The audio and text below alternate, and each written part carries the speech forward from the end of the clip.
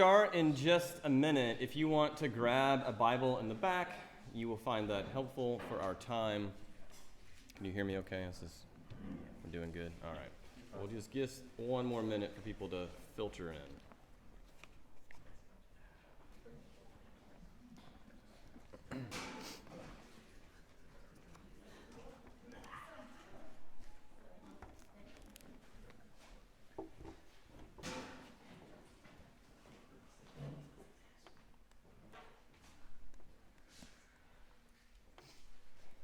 Okay, we will go ahead and begin, and as other people join us, we will let them sneak in the back if they'd like.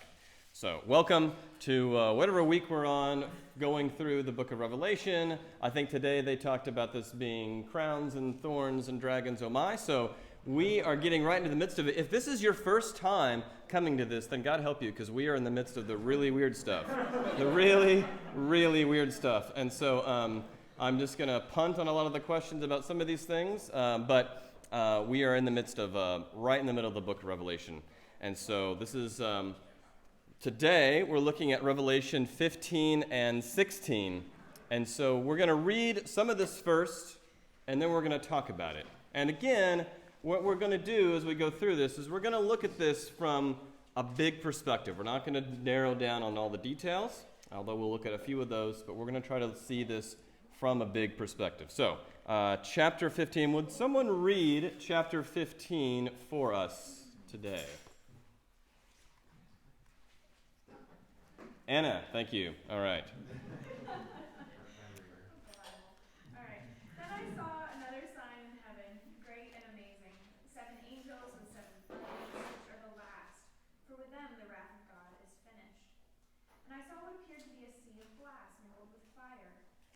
Those who had conquered the beast and its image and the number of its name, standing beside the sea of glass with harps of God in their hands. And they sing the song of Moses, the servant of God, and the song of the Lamb, saying, "Great and amazing are your deeds, O Lord God the Almighty. Just and true are your ways, O King of the nations. Who will not fear, O Lord, and glorify your name? For you alone are holy. All nations will come and worship you, for your righteous acts have been revealed." After this I looked, and the sanctuary of the tent of witness in heaven was opened, and out of the sanctuary came the 7 angels with the 7 plagues, clothed in pure, bright linen, with gold sashes around their chests. And one of the 4 living creatures gave to the 7 angels 7 golden bowls full of the wrath of God, who lives forever and ever. And the sanctuary was filled with smoke from the glory of God and from his power, and no one could enter the sanctuary until the 7 plagues of the 7 angels. All right, thank you. So this is a short chapter, and we're just going to spend a few minutes talking about it before we get to the next one. Anything that stands out to you? Anything, besides the, obviously the striking imagery, anything that seems notable? Any questions that come up from the text? How could a golden bowl be full of the wrath of God? That's a good question. Right? It is imagining that the wrath of God is a substance from which you could pour out of a bowl, right?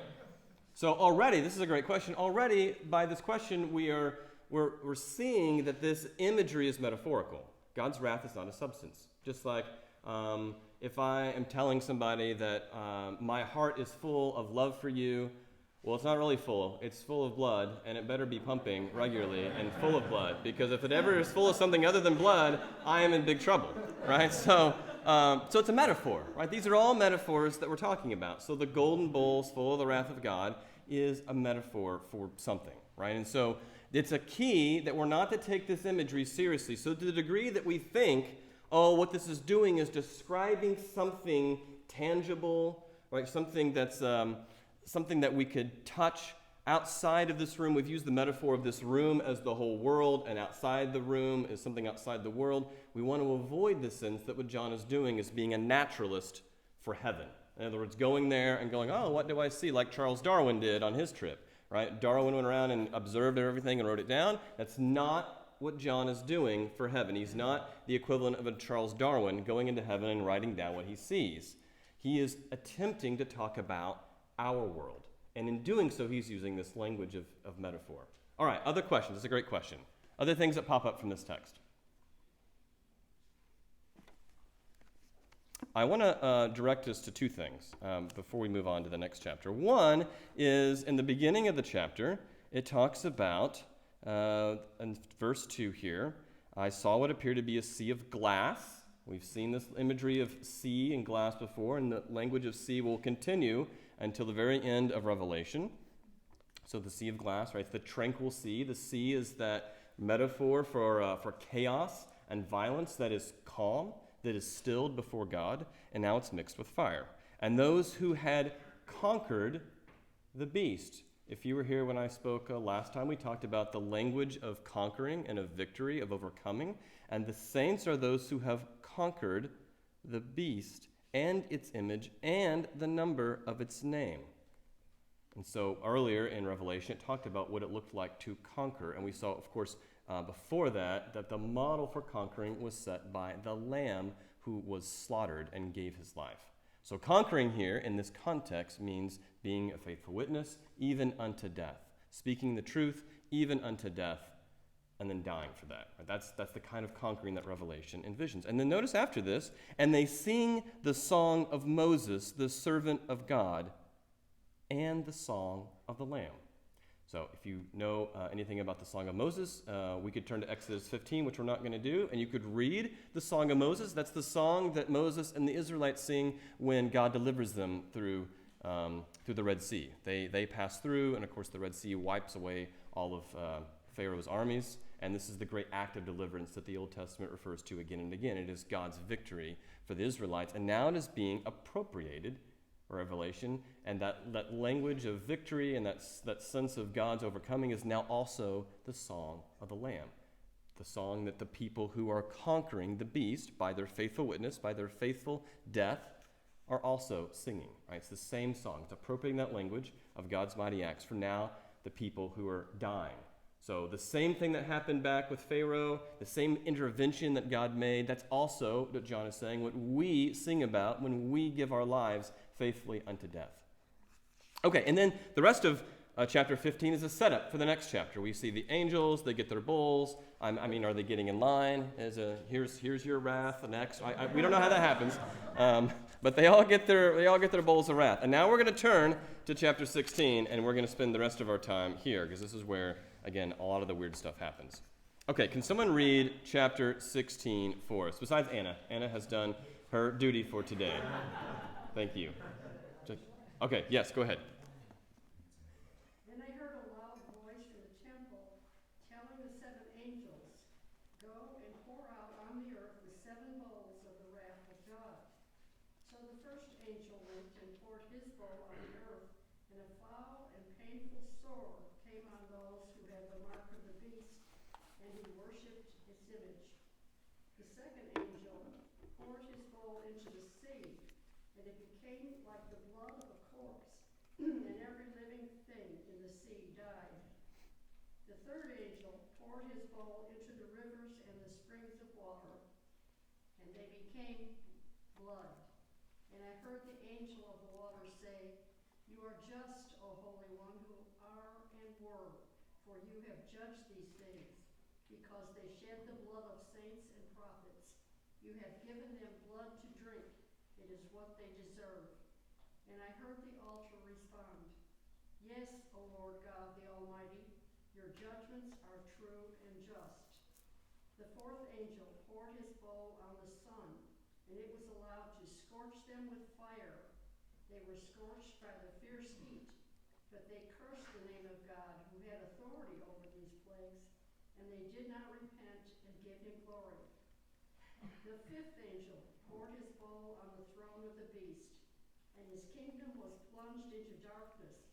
People gnawed their tongues in agony and cursed the God of heaven because of their pains and sores. They did not repent of their deeds. The sixth angel poured his bowl on the great river Euphrates, and its water was dried up in order to prepare the way for the kings from the east. And I saw three foul spirits like frogs coming from the mouth of the dragon, from the mouth of the beast, and from the mouth of the false prophet.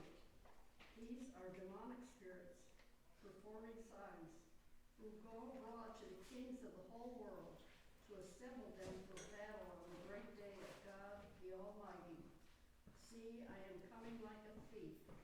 Blessed is the one who stays awake and is clothed, not going about naked and exposed to shame. And they assembled them at the place that in Hebrew is called Armageddon. The seventh angel poured his bowl into the air, and a loud voice came out of the temple from the throne, saying, "It is done." And there came flashes of lightning, rumble, peals of thunder, and a violent earthquake, such as had not occurred since people were upon the earth. So violent was that earthquake. The great city was split into 3 parts, and the cities of the nations fell. God remembered great Babylon and gave her the wine cup of the fury of his wrath.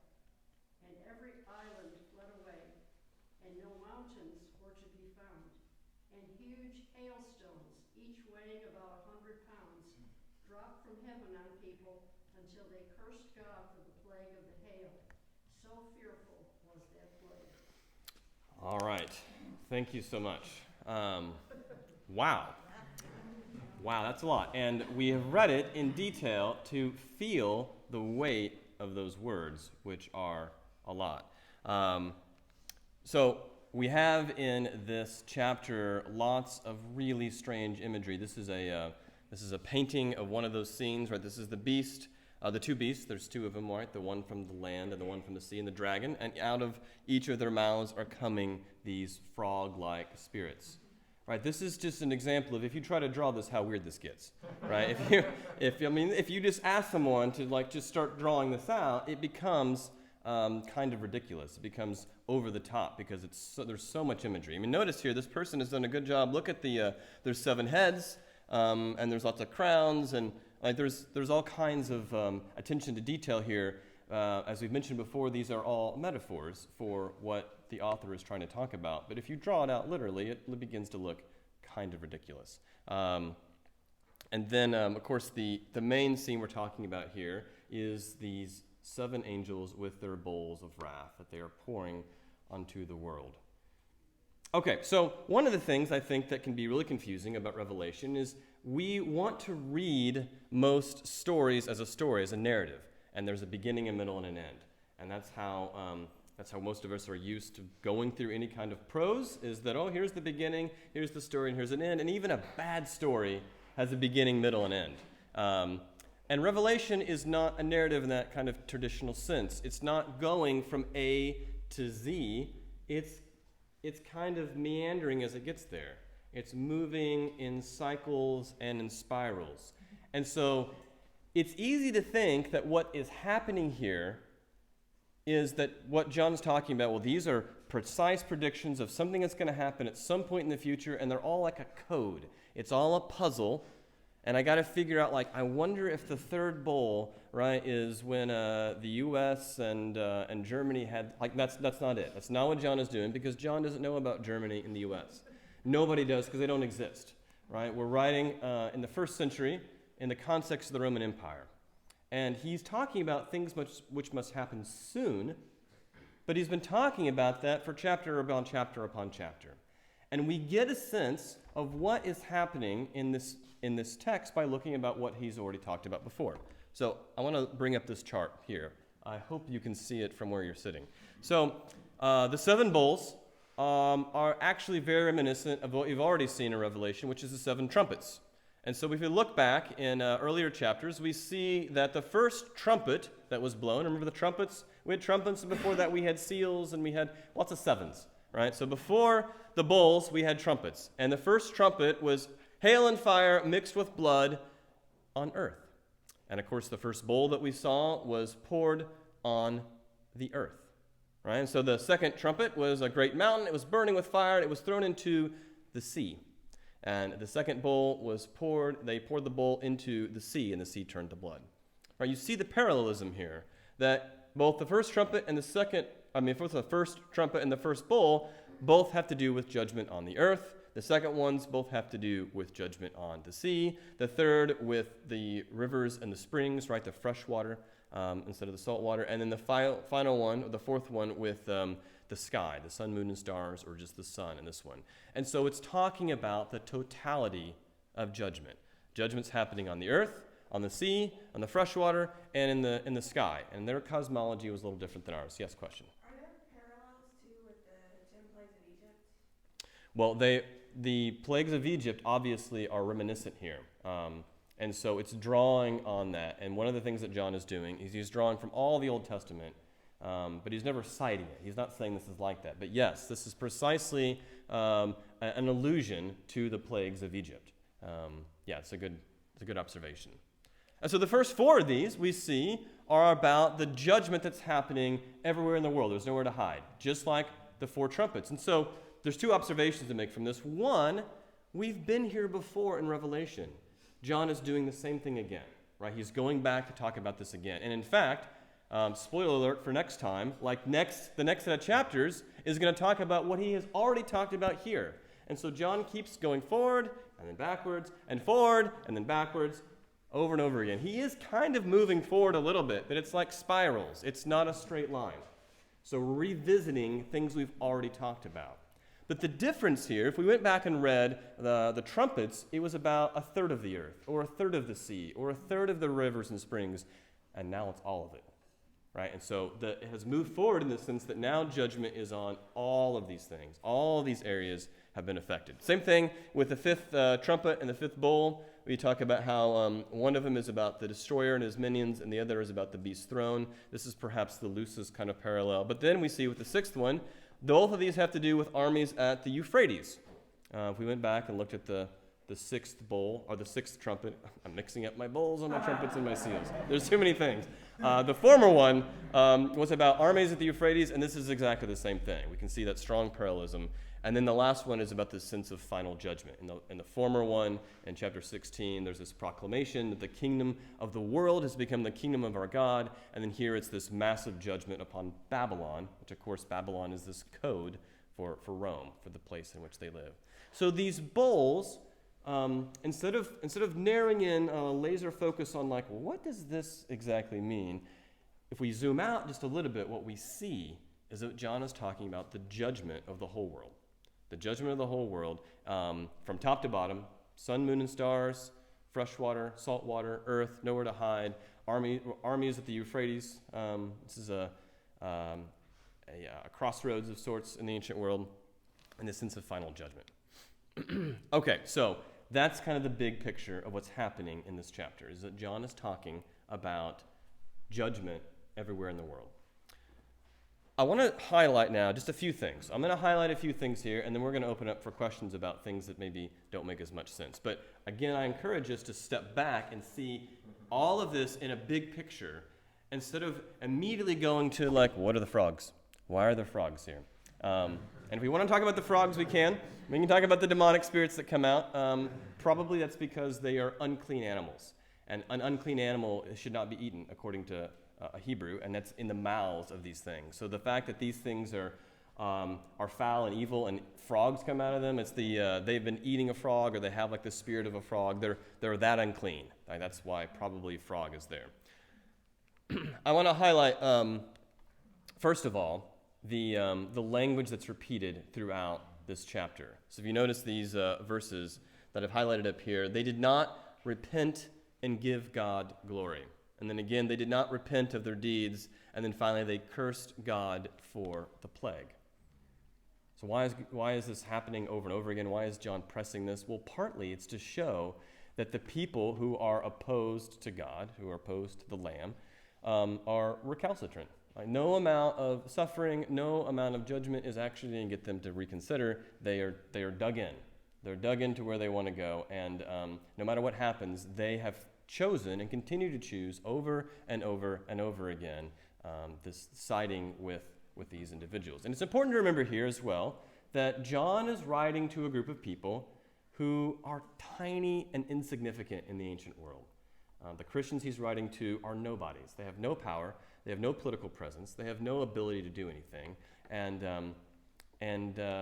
And so the idea that he would presume that Rome in all its grandeur and might would fall under judgment is extraordinarily presumptuous, right? And so he's highlighting here the fact that the enemies of God are recalcitrant. They're not going to budge from their position. Okay. Second thing I want to highlight, of course, is the language, and we'll get into these details, the language of Armageddon, which, of course, refers, as we all know, to the Bruce Willis movie. It's a gem, a classic from the 90s, and if you've not seen it, then God bless you. Go out today on Netflix and watch this. This movie, of course, highlights the popular understanding of Armageddon as just total destruction, right? When people hear about Armageddon, they think about nuclear holocaust, they think about the world being leveled, and of course, that's what this movie made use of that language in great detail. However, Armageddon, as it's used here, or sometimes Harmageddon, as actually it shows up in the NRSV, seems to be this word har is the Hebrew word for mountain, and Mageddon is the kind of Greekicized version of the Hebrew Megiddo. So there's a place in the Old Testament that's mentioned a few times called Megiddo, and we can see some big things, important things happen here. In Judges, there's a big victory where Deborah celebrates her victory over God's enemies. Josiah is defeated in 2 Kings, and you might think, well, Josiah is a good king, right? Why is this in with all the other defeats of God's enemies? But Josiah, it says, he did some things wrong. So God was not pleased with him, and so he dies on this area as well. And then in Zechariah, this place becomes used as a metaphor, as a symbol, that on the last day, the day of judgment, Megiddo is the place that everyone will go to be judged, to be a great battle there. The really interesting thing about this is that Megiddo is not a mountain. In fact, it's a plain. It's a level area. And what's really interesting about using this language of the Mount of Megiddo, or Armageddon, is that it doesn't make any sense. It's like talking about the great rocky plains of Colorado. But they're not plains, right? They're mountains, right? So using that language together is jarring because that doesn't exist. There is no such thing as the Great Rocky Plains. I mean, there's the boring part of Colorado that we've all been to. In Missouri, I had to drive through Kansas and then the other part of Colorado to get the mountains. That was like the price you pay to get there. But that's not what Colorado is known for. You don't think Colorado and go, yes, the great flat pastures, right? You think the mountains. And so the fact that John would put these together shows that this language is, again, metaphorical. John knows how to talk about areas specifically. He can write to the churches in Ephesus and in Sardis and in Smyrna and in Philadelphia. Like, he knows the real places. But it seems like everywhere that he uses these terms metaphorically, he's talking about something else. So he's talking about Babylon, but he doesn't mean Babylon, he means Rome, right? He's talking about... So when he's talking about Armageddon, he's not talking about the actual plain of Megiddo. It's become the idea or the symbol of Megiddo as a place of judgment. So the fact that they would all gather here for this great battle is a way of showing this is a place of great judgment for God's people. Okay, so this is about the Armageddon, which is always a question that comes up, so I wanted to hit that. The last thing I wanted to talk about, and then I want to open this up for some more questions, is I think one of the things that becomes really difficult in reading Revelation, and especially this chapter where we can feel the weight of it, is how much destruction and death and blood there seems to be in this. And if you're not bothered by that a little bit, then it makes me wonder about maybe how much delight you might take in this. It's a lot. It's a lot of judgment and bloodshed, and it can feel like, gosh, is this something I should be reading and celebrating? And in fact, I brought with me the notes from the service today. So the collect, for those of you who are in the 9 o'clock, which I think is all of you, the collect that started the service is, "Blessed Lord, who caused all holy scriptures to be written for our learning. Grant us so to hear them, read, mark, learn, and inwardly digest them, that we may embrace and hold ever fast the blessed hope." So the question may be, if this is part of the scriptures that God wants us to ingest, and then how is this something that we can ingest and celebrate rather than be uncomfortable by? I want to highlight this prayer, this song that happens earlier in chapter 16. You are just, O Holy One, who are and were, for you have judged these things. Because they shed the blood of saints and prophets, you have given them blood to drink. It is what they deserve. Ouch. That is a lot. So I want to ask first, before I go any further on this, your thoughts on this. When you read this and you read all this chapter, how do you process this? How do you make sense of this? Or do you not? Yes, question. Well, I think it's kind of difficult because didn't Jesus say to love your neighbor? Jesus did say to love your neighbor. That is quite central to Jesus' message. So how is this matched up with that? It's a great question. I'm going to address that in a minute, but I want to continue having this discussion. That is a great question, and that gets into the crux of this, right?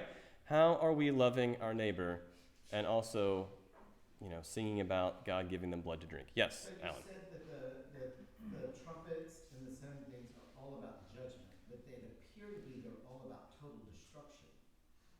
Destruction and judgment is two different things, is it not? Or are they synonymous? Because it looks like it's total destruction of whatever they knew, or not. I guess I'm confused on how much of this do you take and go, okay, as first century Christians, this is what we would be arguing, this is what we would be reading. If I write in this kind of metaphor, do they understand the symbolism and the metaphorical nature of what is written? If you talk in metaphors, we all get it because there's a context. Yes. Do they understand this? Or do they go, if you're talking about flat valley, why are you calling it mountains?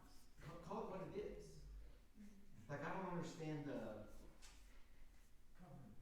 Yeah, you see what I'm saying? Like, I don't get it. Why not speak plainly? Yeah, why not just say what you got to say? I mean, write down what you got to say. Well, okay, so It's great when I'm in a... that's a great question. Were you here when we talked last time when we read the poem, the Mary Oliver poem, A Summer Day? Yeah. You remember that? Does everyone remember reading the Summer Day poem? Were you here a few weeks ago? Yeah. Why doesn't Mary Oliver just say, you know what, life's really weird and complicated and I don't get it? Why does she use... But we're talking about Holy Scripture for an edification of something. We're not talking about a poem written by somebody. Well, I want to talk about the poem first, and then we'll get to Scripture. I don't know. I'm just asking because it's confusing to me. And why do we sit here and look at this and we can go, okay, now we're going to be learning about this and step back. And there are millions of people who look at this and say, nope, this is about the judgment of this world, not theirs. How do we have it right and they have it wrong? Okay, well, I want to step back first. We'll address all those questions. Let's step back. I'll stop. That's okay. Let's talk about Mary Oliver. I want to talk about her. Why does she write like that? Why can't, Anna, you're the English PhD in here. Why do you guys got to be so complicated with all of your poetry? Why can't you just say what you want to say? What's the value of writing that way? So you're the representative for Mary Oliver for all of us now.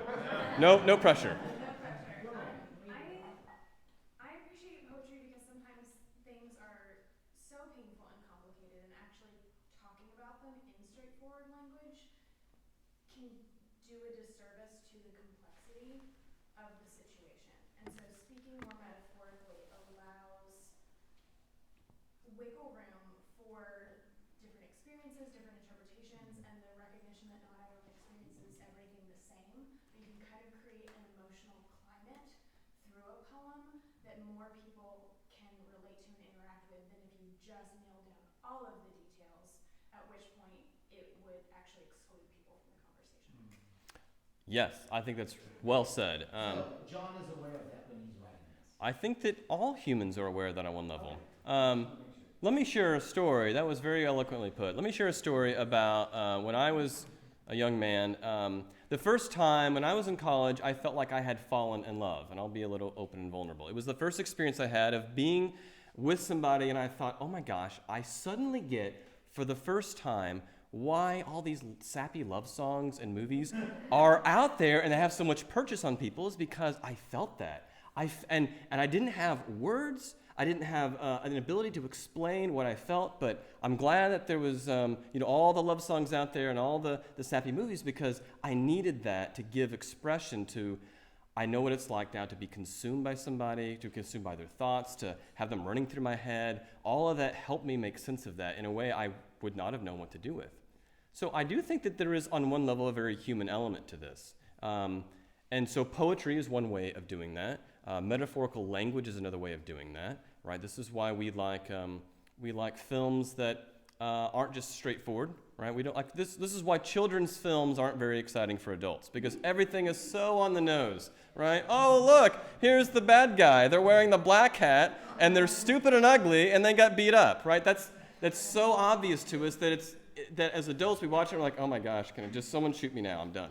Brian, you're just saying you're childish. I got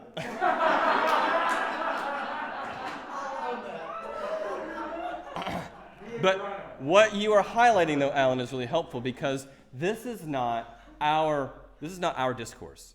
This is not the way we, as 21st century people in the West, make sense of our experiences. We don't use this kind of language, and so it's foreign to us. It's not the way that we engage with these kinds of ideas, and because we feel the tension before, as we've also talked about, which we'll get to in just a minute, about the tension within our own religious tradition. And so, yes, that's using symbolic language would have been something everybody would have been familiar with, and it serves a purpose of saying something that cannot be said another way. Yes, Dan.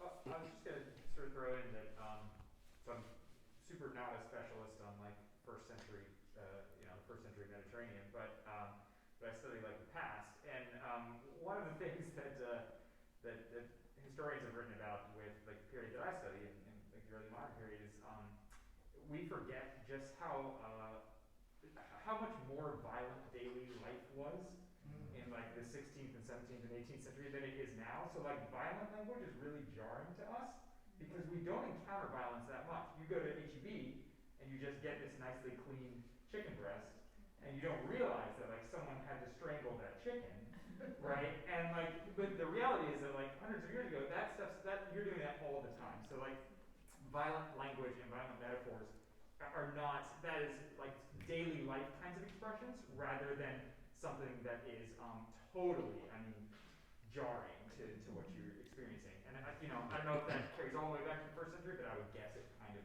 probably does. Wait, I'm sorry. You guys don't strangle your own chickens? Is this something only I'm doing? Yes, well said, Dan. I know this is oversimplified, but the saying, when the student is ready, the teacher will appear. I've looked at a lot of this and said, it's a mystery. At least to me, it's a mystery. And when the time comes, I may understand it or I may not. So I said that's oversimplifying, but that is what has given me whatever. Yeah, I think that's well put. In addition to the language, or the context of violence that the ancient world absolutely was a part of, there was no sense of human rights. There was no sense of a welfare state. There was no idea that, in fact, in the ancient world, if you had a kid and you didn't want that kid, you would or could expose them, which means you just leave them out in the forest somewhere and walk away. Right? In fact, it's the early Christians who said that's actually pretty terrible and we should stop doing that. But that was part and parcel of the Roman Empire, and because you didn't want a mouth to feed, and so you just got rid of them. So it was a very violent place. And the other thing I think that's different about the context is that, I'm going to speak for all of us in this room, and if I'm not speaking for you, then I'm sorry, but my presumption is that most of us live in a majority culture where we have an abundance of wealth and things at our disposal. We have a say, we have power, we can pull levers in our society to make things happen, and that is not the case for John and his community. They don't have access to any of those things. And so it's one thing to be able to sit and be critical about their language of violence, but this is in many ways giving an expression to the sense that we feel oppressed, we feel downtrodden. And in fact, if you come next time, whenever it is, a week or two, and they talk about the fall of Babylon, which is the next chapter, they're going to outline all the sins of Babylon, which is Rome, and it's extensive. It's extensive to the degree to which they bought and sold people, they use economics oppressively. He outlines all the sins of the city, all the reasons why it has incurred God's wrath. And so that language of violence, the language of judgment, is a way of saying, God, you are just, O Holy One, and we want to see justice. And it's easy, I think, for many of us who don't have those experiences to be a little critical of people who are deeply, deeply suffering. I know that like a year ago or maybe a few months ago, when in the midst of all many of the riots over in the wake of George Floyd's murder, there was videos I remember seeing about African Americans talking about the destruction of these areas, and many of them said, you know what, I don't care if Target burns down. Target doesn't represent me. They don't speak for me, and I don't care if these areas are destroyed. And you can be critical maybe of that perspective, but also understanding that for them, that wasn't important to them. Their experiences that were not heard, were not seen, our lives aren't valued, and so I don't care if your stuff burns down. That's not my highest concern because we're not even seen or heard. We're not valued. And that is, maybe in some way, a hint of perhaps the perspective of John and his community. We feel so downtrodden and oppressed that we'd rather just see the whole thing burn. And so the language of violence, the language of destruction, is the language of judgment, the language of justice. And the question I would ask is, how, if you were in charge, would you execute justice? What would that look like? If you were in charge of leveling everything, how would you execute justice on everything? It would be hard to do that without some sort of violence. And I'm not encouraging violence by any means, but I'm just saying it becomes difficult to think about what that would look like. I want to end with this section because, again, it's easy to put in juxtaposition Revelation and the language of loving your neighbor, and we should not let the language of Revelation overshadow that in any way. But I want to highlight Jesus' own words from the Gospel of Luke. But woe to you who are rich, for you have received your consolation. Woe to you who are full now, for you will be hungry. Woe to you who are laughing now, for you will mourn and weep. Woe to you when all speak well of you, for that is what their ancestors did to the false prophets. So again, I want to mention here, Jesus is not encouraging violence with these woes, but he is saying this is a form of judgment. Woe to you that for everything going well to you now. This follows, by the way, in Luke's gospel, this follows the blessings. Blessed are the poor. Blessed are the downtrodden. Blessed are those who mourn. And it's now turning around in Luke's gospel to put a woe or a word of judgment on people who are doing well. And so the gospels and Jesus himself is not above laying out language of woes. And in fact, this is part of the prophetic tradition of Israel. If we go back to the Old Testament, other parts of the Bible, all the prophets use this language of judgment. And the language of destruction and the coming of enemies is all a way of talking about God's judgment. And God's judgment is about setting to right what is wrong, leveling the playing field. All of Luke's gospel talks about this a great deal. Mary's song at the beginning of Luke's gospel talks about how the high will be brought low and the low will be lifted up. Well, how do we expect the high to be brought low? I mean, it seems like some sort of intervention. So the book of Revelation is taking these ideas and it's painting them in very vibrant, vivid colors, and maybe colors that make us a little uncomfortable. And it is worth having the conversation. We don't want to just give this a pass and go like, oh, well, it's fine, talking about them giving blood to drink to people. We want to be careful about how we use that language because our context is not his context. Right? It's very different. It's very different for me as a white man and in 21st century America to talk about that language versus someone who lived in the ancient world. So we want to be highly aware of that, but also understanding of what that difference looks like. I think this was a revelation to me years ago, but this is all in the present tense. And it's not like, you are rich. You are, it's all present tense. And it doesn't it refers to every generation. Does that make sense? Yes, no, that's right. Yeah, it's a perpetual woe, right, on all of us. And, and on one hand, I can look at this and think like, well, I'm not driving a Lamborghini, so I'm not rich. But compared to most of the people in the world, I'm fabulously wealthy. I get to go home every day to an apartment that is centrally heated, and I have plenty of food. I got so much food in my refrigerator that sometimes it spoils and I throw it out. Don't tell anybody. All right? I mean, that's how much abundance that I have. And so I'm going to fall on that side of the ledger way more often than the other one. Other thoughts, questions about this section of Revelation, these chapters? Yes, Anna. So I have a question, and if you're like, we're not going there, shut it down, that's fine. That's fine. We can go to details now. Is it the frogs, Anna? Do you want to talk about the frogs? Okay. So I know that obviously, like, there is definitely speaking to the context of the time with Rome and referencing stuff in the past to help pad out that context with stuff like the plagues. And I know that we want to fight the urge to situate all of this in our own time because that is very self-centered. But I read this and it sounds like climate crisis. And like, I'm not saying that that's like this moment right now, but it seems that just kind of the level of destruction in nature that's being spoken to in this would not necessarily have had the same sort of parallels at the time John was writing. This is all very pretty much. And so like, how do we navigate just, I don't want to overread our experience onto this, but kind of thinking through like, at some point, we know this is speaking towards a greater future because we get to Jesus coming back, which hasn't happened yet. And so how do we navigate kind of that context? Yeah, that's a great question.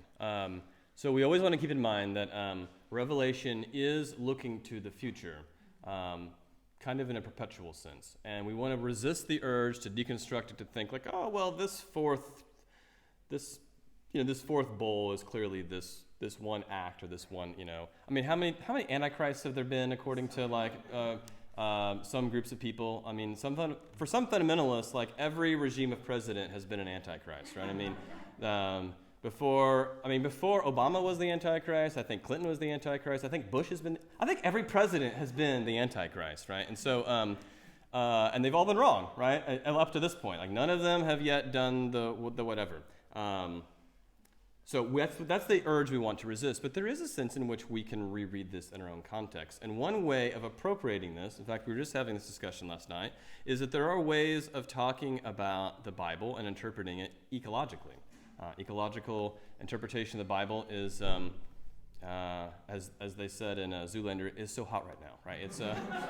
It's something that that people are becoming aware of, and you can see the parallels here about the judgment that is happening and the recalcitrance of people who continue to perpetuate saying, nope, I don't want to think about it, I don't want to be aware of it, I'm just going to close my eyes and forget it's there. And so there is a sense in which in this passage we see that creation is turning on people. And if we read this canonically, we can see that the creation that God made, that God declared that was good, that people should live in harmony with, now is at odds with the very people that God has made it with and for. So that would be a profitable way of reading it. What we'd want to avoid in that kind of reading of Revelation is a one-to-one, like, oh, well, the Kyoto Accords, that's the third bowl, right? That's clearly what happened there, right? Like that's that kind of level that he doesn't know about Japan. They don't even know that part of the world exists. Other questions or thoughts? Yeah, I don't know how many times I've heard either on a televangelist or something during the AIDS crisis that this was the beginning of the wrath that was put up, where there'd be sores on people, and there would be this and that. There was just so many parallels that people tried to draw, and it's very confusing for people who are living in those realities of things to go, could they be right? Like you go, but no, they're not right. But yeah, maybe they go, I don't know. Well, let me just say definitively, they're not right. Okay, so People do that. yes, I know, and on behalf of those individuals, Alan, I'm sorry, and that's not right. But that does happen, and I think that's a broader phenomenon of wanting to look at an event that's happening right now and saying, well, this is clearly what God is doing. That is very dangerous to do, to speak for God in that kind of way. I think that the things that we can speak for God in a definitive way are the things that we hear in the liturgy, right? God has loved us, God has accepted us, God has invited us in. If you want to know what God looks like, the Gospel of John says, look to Jesus. Jesus is the one who has seen God and exegeted him, who has made him known to us. So if we want to see what God is really like in the fullest possible sense, we look to the person of Jesus. And that example and that life is the most tangible touchingness of God, which is what John's Gospel is about. If we want to touch God, we look to the person of Jesus, which is radical inclusion, radical hospitality, and as we see here, a radical sense of justice as well. yes, we do want to be careful about using this language of Revelation to say, well, this is what's happening right now. And I would say not just for Revelation, but anything in the Bible, we want to be really careful to say, well, that prophecy clearly is about this act. That is a very dangerous thing to do. All right, one last question or comment before we close up, and I have one more thing to say. I can't believe there's anyone left to persecute or to. It seems like by now, everybody should be gone. You know what I'm saying? You mean in Revelation? Yeah. Oh, right. So notice, This much, and when they- well, and notice though, so if you look in the text, I closed it here, but if you look in the text, you notice the people don't actually go away. It doesn't actually kill anybody, right? It's just, they're still there, right? Look at the very end of it. So there was this great, it is done, it says in verse 17. So this is the final act of judgment, which again, we're going to go back to in chapter 17. So it's done. Oh, but we're going to talk about it again. So it's that spiraling effect. It's done, and there came flashes of lightning, rumblings, peals of thunder, and a violent earthquake, such as had not occurred since people were upon the earth. This is the mother of all earthquakes, right? So violent was that earthquake. The great city was split into 3 parts. Right, total destruction was imagined here. And the cities of the nations fell. God remembered great Babylon and gave her the wine cup of the fury of his wrath, the full, right, both barrels, all of it's gotten. And every island fled away, and no mountains were to be found, and huge hailstones, each weighing about 100 pounds, dropped from heaven on people. But look, they're still here until they cursed God for the plague of the hail. They're still around. And that's the point of this passage, is that no matter what happens, the judgment is a judgment of attempting to separate people from their sin, and it still doesn't happen, right? They're still stuck in it. They're still there, still unable to move. So people are still around, and we're going to see even after the next chapter in the great destruction of Babylon, they're still around in chapter 18 and 19, right? They're still there. So one final word, and then we'll close up since we're at time, is that I want to encourage us again, as you're going through the rest of Revelation. This is my last time to speak to you about Revelation, so we'll have other people in here for the next few weeks. But my encouragement, as you keep continuing to do that, is to keep the broad perspective. Keep moving back, and instead of being tempted to go in with the details and be obsessed about how do we put these together? That's fine, and you can do that. But the first impulse, I would say, should be to step back and to ask, how does this fit in to the whole broad vision of John having this vision, writing to these churches, wanting to explain to them their context of oppression in ancient Rome. And I think that in doing that, when we're able to do that, we can then say, along with this collect, "Blessed Lord, who caused all holy scriptures to be written for our learning." And we can understand maybe the way in which Revelation has something to teach us. All right, blessings. See you guys all next week.